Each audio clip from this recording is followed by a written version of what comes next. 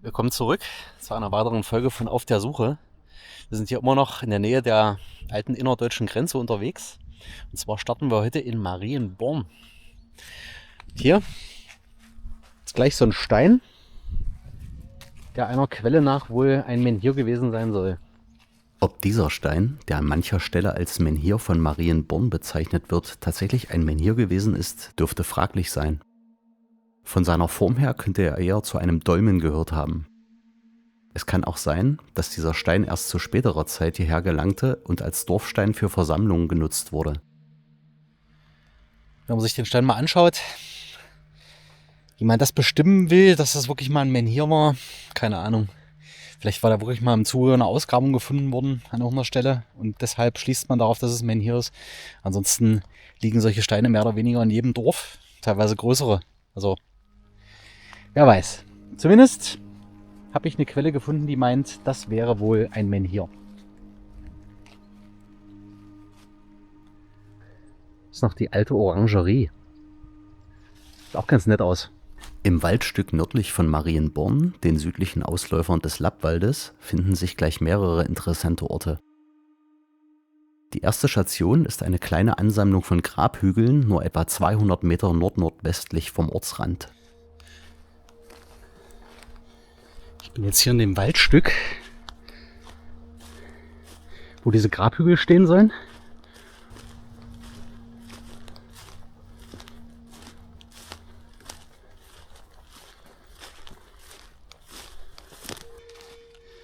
So, ich nehme an, diese kleinen Hügelchen hier, das sind die besagten Grabhügel.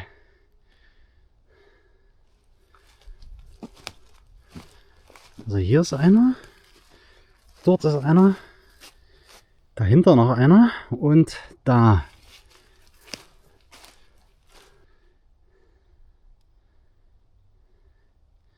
Die sind jetzt nicht groß und fallen wahrscheinlich hier auf der Kamera auch extrem wenig auf.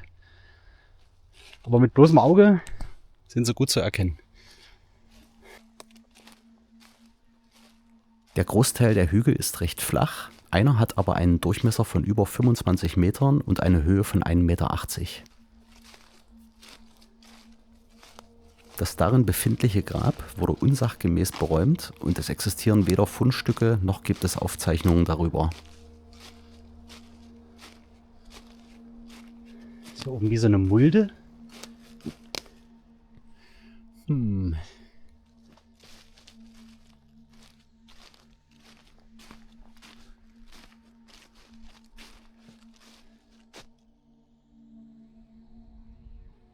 Hier dieser kleine Hügel, wo der Hochstein draufsteht, das scheint mir doch auch ein Grabhügel zu sein.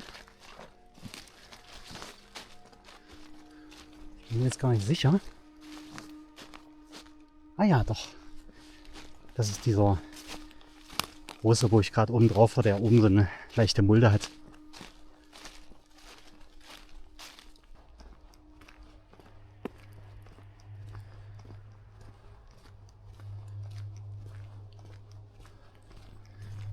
So, ein Stückchen weiter finden wir noch die Ausgrabungsstätte, wo eine Steinkiste gefunden wurde und noch die Überreste von einem weiteren Dolmen.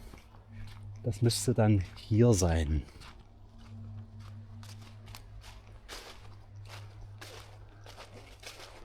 Ja.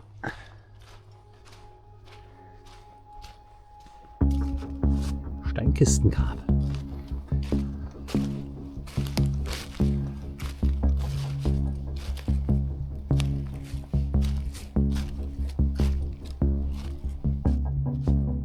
Es gibt hier auch einen megalithischen Rundweg im Wald, der einen an verschiedene Stationen bringt.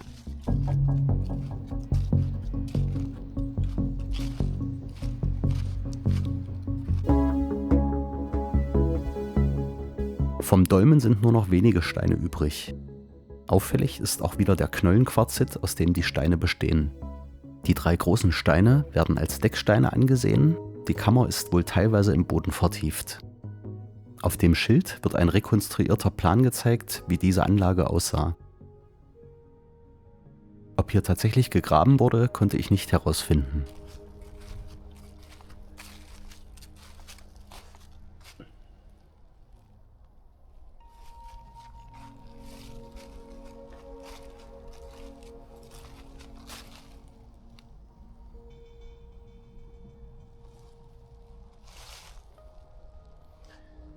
Ja, und da hinten, das dürfte das Steinkistengrab sein.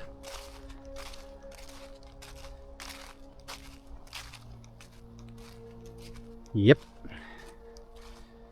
So ist es. Steinkistengrab. Die Steinkiste liegt an einem Hügel nur etwa 50 Meter vom zerstörten Dolmen entfernt.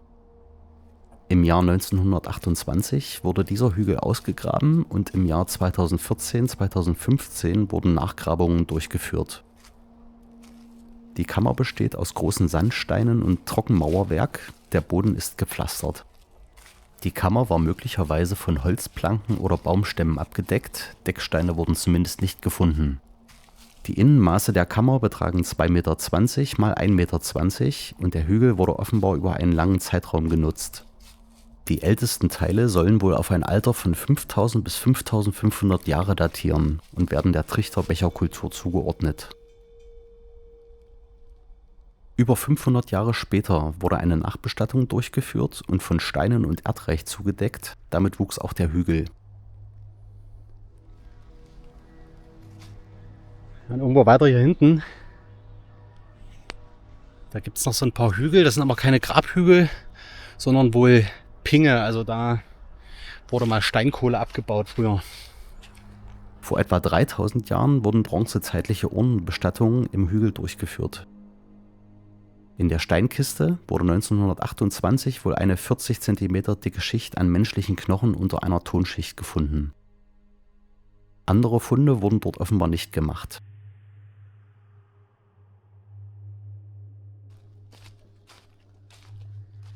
Keine 10 Minuten Fußweg entfernt befinden sich die sogenannten Opfersteine, die wieder die Überreste eines Dolmens sind.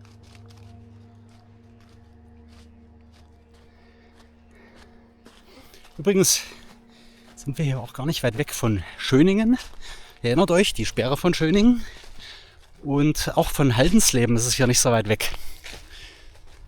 Also das scheint schon hier irgendwie so eine Art Zentrum gewesen sein, wo wirklich viele solche Anlagen errichtet wurden oder wo zumindest noch viel übrig ist.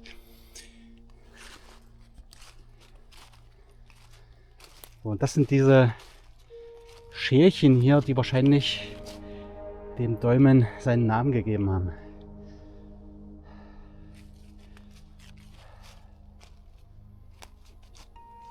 Über dem Boden sind nur 3 Decksteine und Teile eines Tragsteins erkennbar, der Rest der Anlage soll aber noch unterhalb des Bodenniveaus liegen.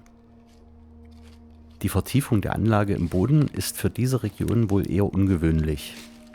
Einer der Decksteine weist 2 schalenartige Vertiefungen auf, die höchstwahrscheinlich menschengemacht sind und den Steinen ihren Namen gaben.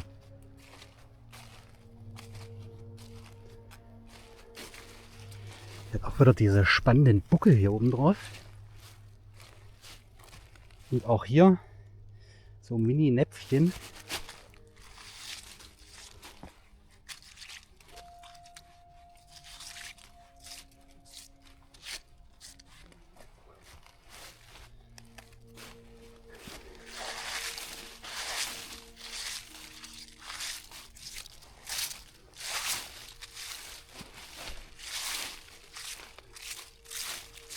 Alle 3 Decksteine weisen weitere kleinere Schälchen auf. Die Anlage besteht wieder aus Knollenquarzit und dürfte ein Alter von 5200 bis 5500 Jahren haben. Sie weist wohl typische Bauformen der Bernburger Kultur auf. Ja, das werden hier bloß die sichtbaren Decksteine sein und alles andere soll wohl nur unten drunter noch in der Erde stecken. Ich habe auch gelesen, dass hier zumindest irgendwo noch ein Ansatz von einem Tragstein erkennbar ist. Na gut, ist wahrscheinlich jetzt aufgrund der Jahreszeit mit Laub und so ein bisschen schwierig. Aber schick ist er. Okay, eine Mutter. Ich weiß nicht, warum die hier drin liegt.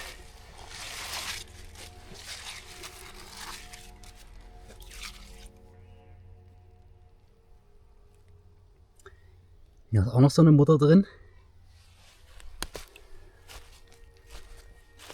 Hier ist noch so ein Schälchen.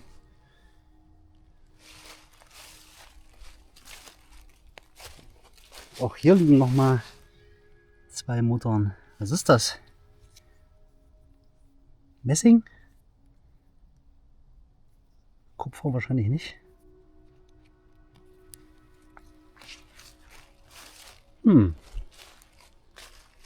Keine Ahnung, was das für eine Bewandtnis hat.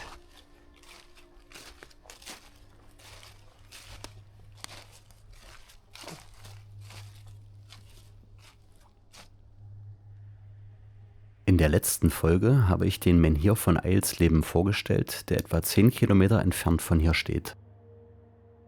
Dazu noch ein kleiner Nachtrag. In Eilsleben wurden zwischen 1974 und 1989 Ausgrabungen durchgeführt und dabei Siedlungsspuren der Linienbandkeramik entdeckt. Diese Siedlung war die erste dieser Kultur, die überhaupt gefunden wurde. Neben Keramiken wurden auch Teile einer Tonfigur geborgen, die auf ein Alter von 6800 bis 7500 Jahre geschätzt wird. Dargestellt wird hier offensichtlich ein weibliches Wesen, denn eine Brust ist an dieser Figur erhalten. Außerdem wurden hier offenbar Locken auf dem Kopf der Frau dargestellt, auf denen Reste von Rötel zu finden sind. Man nimmt an, dass Rötel von den damaligen Menschen zur Körperfärbung genutzt wurde. So wurde zum Beispiel bei der Schamanin von Bad Dürrenberg eine Art Rötelstift gefunden.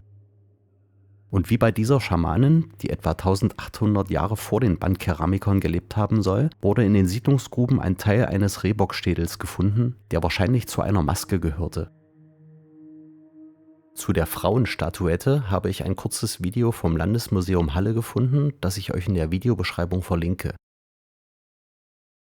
Hier wird auch eine künstlerische Impression gezeigt, wie man sich so eine lockige Frau vorstellt.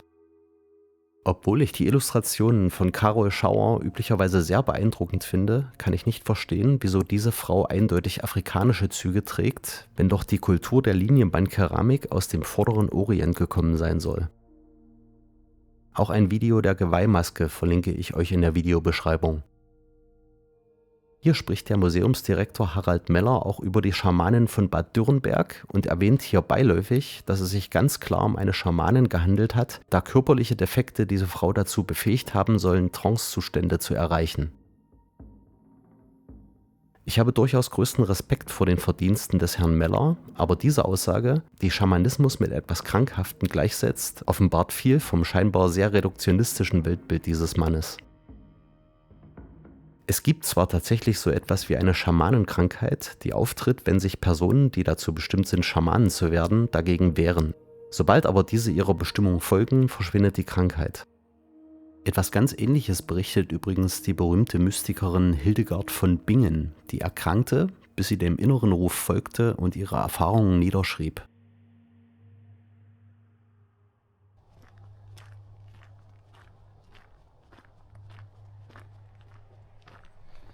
Ja, wenn man hier so vor 40 Jahren in dem Gebiet rumgelaufen, ich glaube, das wäre gefährlich geworden. Grenzgebiet. Ich bin jetzt hier so ein bisschen von den Opfersteinen weiter Richtung, ja, ich glaube so westlich grob.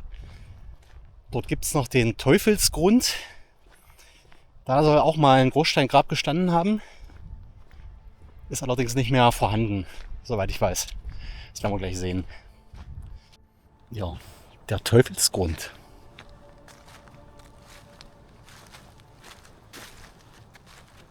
In einigen 100 Meter Entfernung zu den Opfersteinen finden wir den Teufelsgrund. Es handelt sich um eine Senke, die zumindest zeitweilig von einigen Bächen durchzogen wird. Ja, und wie anzunehmen war, hier von dem Dolmen nichts mehr zu erkennen.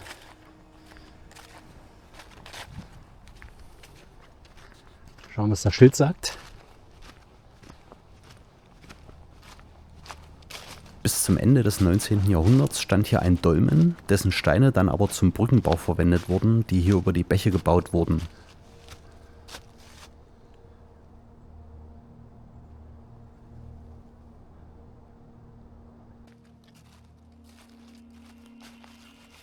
Die Kammer bedeckte wohl ein 2,50 Meter x 1,50 Meter großer Stein, der von einem oder zwei Paar Tragsteinen gehalten wurde.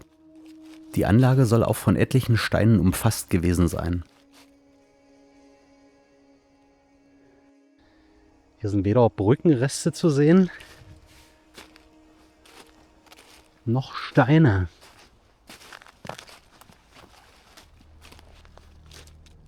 Die rechteckige oder ovale Umfassung soll einen Umfang von 90 Metern besessen haben.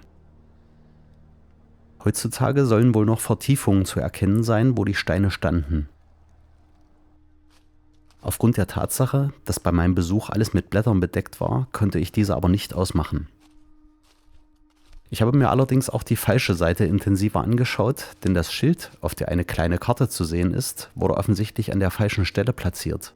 Das konnte ich aber erst nachträglich anhand der Bachläufe feststellen. Einen Schreibfehler enthält es auch noch, hier waren wieder Profis am Werk. Große Steine, die Überreste vom Dolmen gewesen sein könnten, habe ich nirgends feststellen können. Dennoch hat dieser Ort, unterstützt durch das schwindende Licht, eine interessante Ausstrahlung.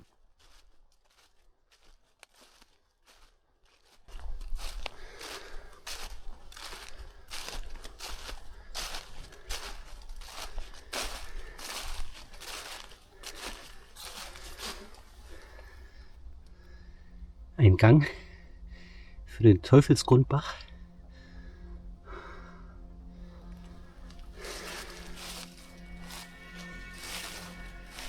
Auch urig aus hier.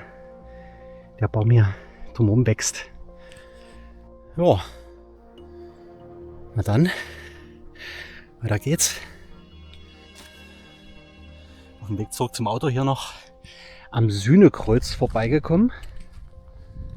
Sieht auch schon gut verwittert aus. Wer weiß, der Stein hat vielleicht auch mal zu einer Anlage gehört. In Marienborn gibt es auch noch eine Felsenkammer zu sehen. Da schaue ich natürlich auch gleich noch rein.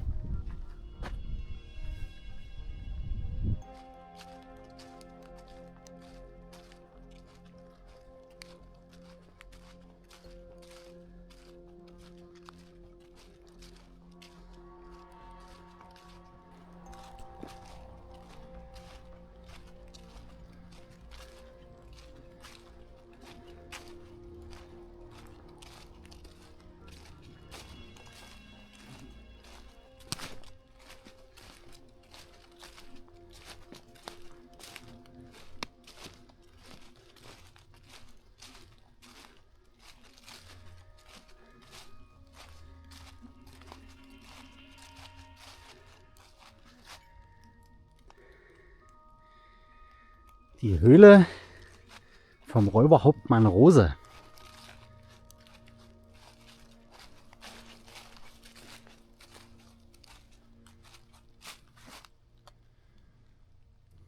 Das hier sollen wohl diese Nischen sein, die möglicherweise mal rausgeschlagen wurden.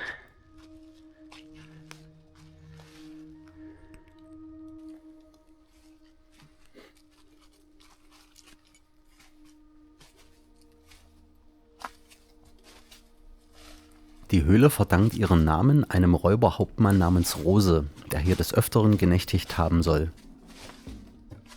Möglicherweise handelt es sich hier aber um eine vorgeschichtliche Kultstätte. Im Jahr 2014 legten ehrenamtliche Bodendenkmalpfleger die zu diesem Zeitpunkt verschüttete Räuberhöhle wieder frei.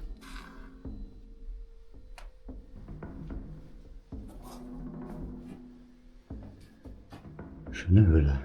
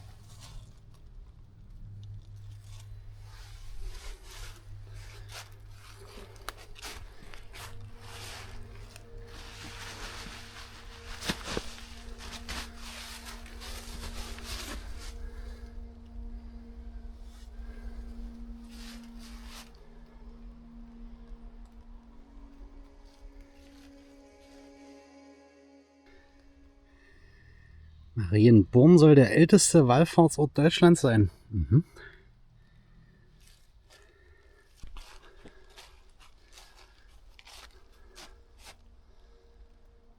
Die Räuberhöhle. Und hier sieht man auch nochmal diesen Schächenstein, der hier gefunden wurde. An dieser Höhle wurde auch ein schön gearbeiteter Schächenstein gefunden. Dieser befindet sich heute im Depot des Landesamtes für Denkmalpflege und Archäologie in Halle-Saale.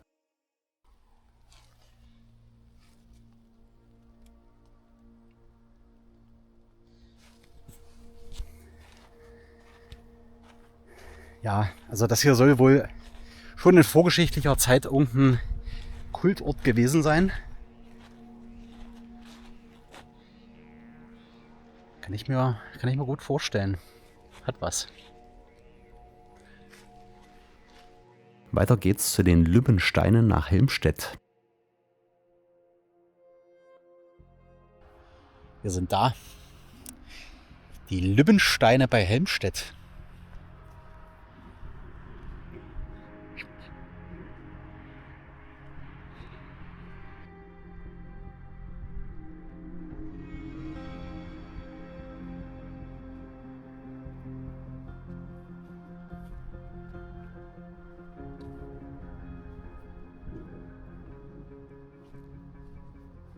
Die Lübbensteine liegen in Niedersachsen, kurz hinter der ehemaligen innerdeutschen Grenze zu Sachsen-Anhalt, etwas westlich von Helmstedt auf einer Anhöhe. Es gibt einen nördlichen und einen südlichen Dolmen, die etwa 130 Meter voneinander entfernt liegen.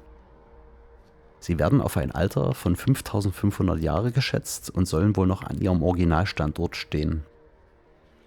Bereits 1665 wurden die Lübbensteine schriftlich erwähnt und im Jahr 1700 erstmalig untersucht. In den Jahren 1935/36 erfolgten hier erste wissenschaftliche Ausgrabungen. Hierbei konnten keinerlei Knochenfunde gemacht werden, es sollen wohl alle diesbezüglichen Spuren bei früheren Ausgrabungen beseitigt worden sein. Von der südlichen Anlage wurden nur noch 20 Steine gefunden, sie soll aber von Aussehen und Größe der nördlichen entsprochen haben. 7 Steine konnten der Kammer zugeordnet werden. Im Jahr 2001 wurde die südliche Anlage erneut saniert. Auch die Lübbensteine bestehen aus Knollenquarzit.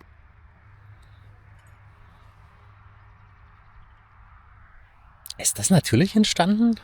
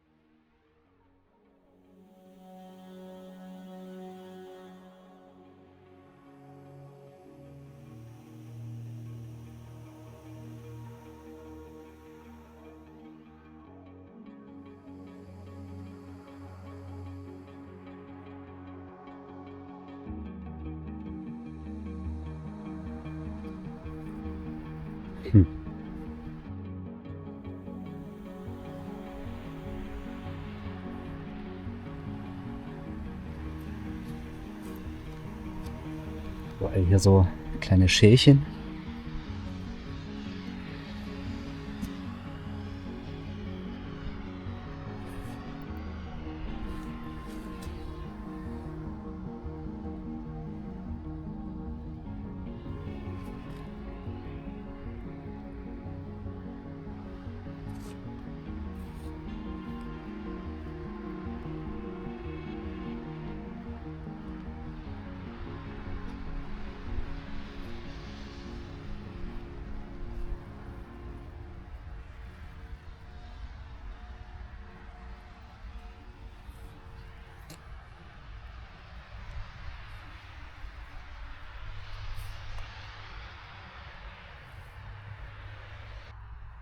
Das war jetzt der erste Dolmen.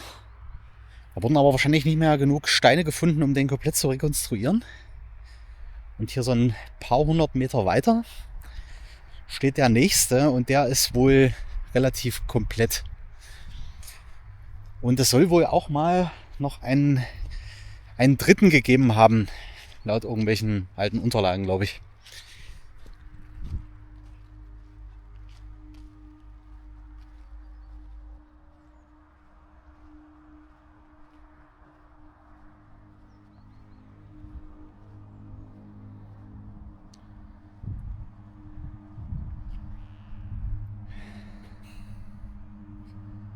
Der ist schick. Glatt.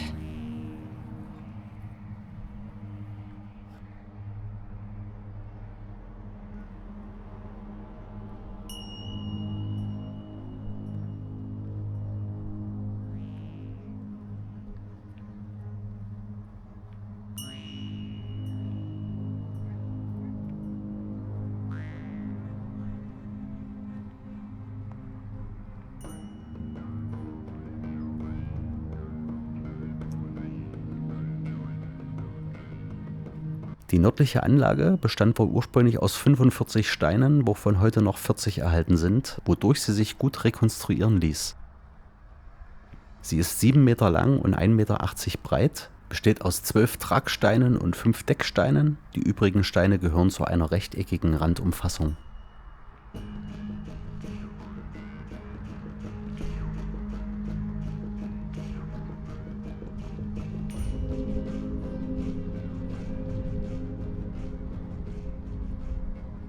Es soll wohl unter den Tragsteinen abgeplattete Steine geben, die als Fundament dienen und wahrscheinlich ein Einsinken der Steine verhindern sollen. Eventuell hat es hier sogar eine dritte Anlage gegeben. Ein Siedlungsplatz könnte wohl in etwa 700 Meter Entfernung in einem verlandeten See ausgemacht werden.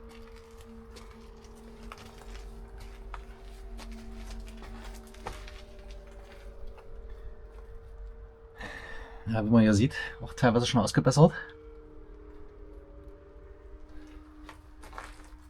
Boah, das ist ein Riesenteil.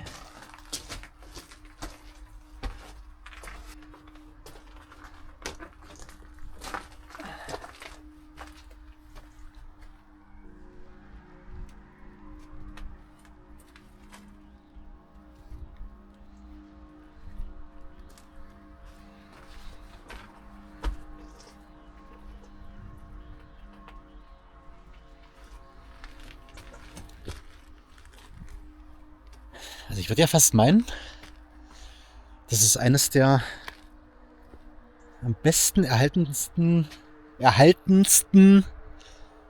das ist eine der am besten erhaltenen Anlagen, würde ich ja fast meinen, dieser Art.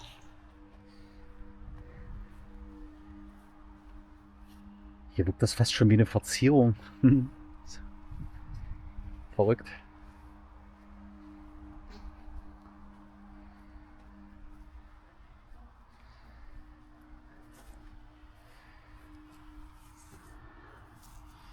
Immer wieder sind hier so Oberflächen, die geglättet.